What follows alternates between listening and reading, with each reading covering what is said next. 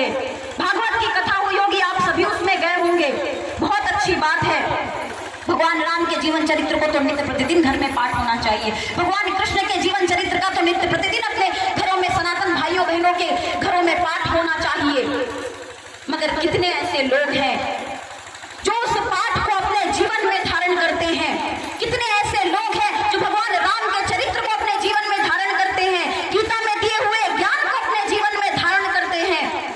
नहीं कर सकते। आप अपने सभी कर्तव्यों का पालन हो सकता है एक साथ ना कर सके, मगर कहते हैं ना, गुरु की आवश्यकता इसीलिए होती है क्योंकि गुरु वह मार्ग जानता है कैसे प्रगट सत्ता के चरणों तक पहुंचा जाए।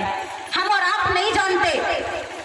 आपका हमसे संबंध है। आपके गांव में आपको पता था कि परम पूज्य गुरुदेव नहीं आ सकते, तो आपने हमें बुलाया, आपने हमें माध्यम बनाया कि दीदी आइए, गुरुदेव जी की कृपा लेकर के हमारे भी गांव में बरसाइए।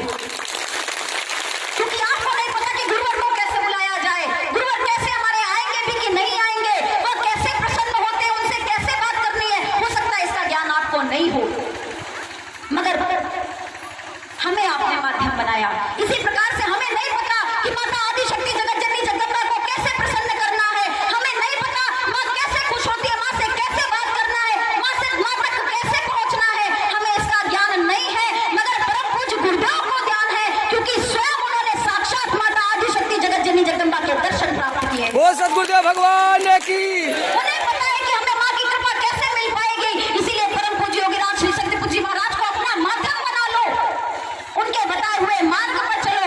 गुरुवर को मानो ना मानो, गुरुवर को पूजो ना पूजो, हमें आप सम्मान दो या ना दो, हमें आप मानो या ना मानो, मगर माता आदिशक्ति जगत जननी जगदम्बा को मान लो, माँ के चरणों को पकड़ लो।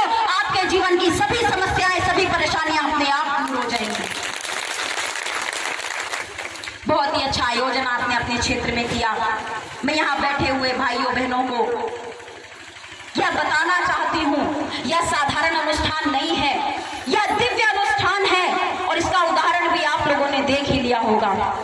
अब से 3 घंटे पहले की यदि आप बात सोचे, जो यहाँ पहले उपस्थित थे, यहाँ के कार्यकर्ताओं से पूछिए, 3 घंटे पहले यहाँ के जो हालात थे, कोई कह नहीं सकता था कि समापन कैसे हो पाएगा। मगर माँ की ऊर्जा कृपा की तरंगों को देखिए, माँ की दिव्य आरती का लाभ भी हमें मिला, माँ के संदेश भी हमें मिले, और यह क्रम इसी प्रकार से निर्विघ्न रूप से संपन्न हो सका। यह केवल गुरु और माँ की कृपा का ही फल है।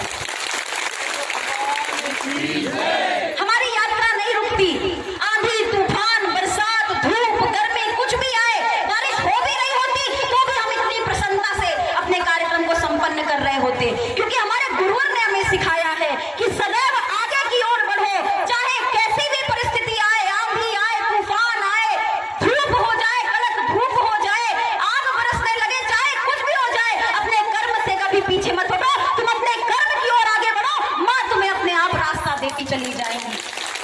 हमारे गुरुवर ने तो यह तक कहा है कि मृत्यु के अंतिम समय भी जब आ जाए, मृत्यु का अंतिम क्षण भी जब तुम्हारे सामने हो, तो पीछे की ओर मत भागना, आगे की ओर गिर करके मरना, जिससे एक कदम अपने लक्ष्य की ओर और आगे बढ़ सको। यह भाव हमारे नस नस में हमारे गुरुवर ने भरा है, यह शक्ति हमारी नस नस में हमारे गुरुवर ने भरा है। समाज कल्याण की यह जो ज्वाला हमारे अंदर परम पूज्य गुरुवर ने जगाई है, यह सदा इसी प्रकार से जलती रहे। आपके हृदय में भी यह पीड़ा हो कि समाज में हम किस प्रकार से परिवर्तन ला सके, तभी वास्तव में परिवर्तन आएगा। बहुत ही सुंदर आयोजन आपने किया, बहुत ही प्रेम स्नेह आप सभी ने लुटाया। माँ के चरणों में आपके मंगलमय भविष्य की कामना करते हुए, आपके घरों में सुख शांति समृद्धि आए, इन सभी चीजों की कामना करते हुए आपको वो संदेश भी देती हूँ। यहाँ आने से पहले परम पूज्य गुरुवर के चरणों में आप सभी की ओर से प्रणाम किया, और गुरुवर ने कहा, मेरे इस कार्यक्रम में उपस्थित मेरे समस्त शिष्यों को मेरा पूर्ण आशीर्वाद प्रदान करना। इस आशीर्वाद की ऊर्जा को घर लेकर के जाइए, इस आशीर्वाद को स्वयं में समाने का प्रयास कीजिए, इस छवि को अपने घर में स्थापित कीजिए, इस छवि को अपने हृदय में स्थापित कीजिए। और देखिए, यहाँ एक एक व्यक्ति जो भी यहाँ बैठा है, चाहे माताएं बहनें बैठी हो, चाहे हमारे भाई बैठे हो, या गांव के प्रबुद्ध जन बैठे हो, हमारे युवा भाई बहन बैठे हो, इस छवि को अपने हृदय में बसाइए। आप इस प्रांगण से आज खाली हाथ नहीं जाएंगे, कुछ ना कुछ आपको अवश्य प्राप्त होगा। इन्हीं सभी शुभकामनाओं के साथ एक बार पुनः मेरे भाइयों बहनों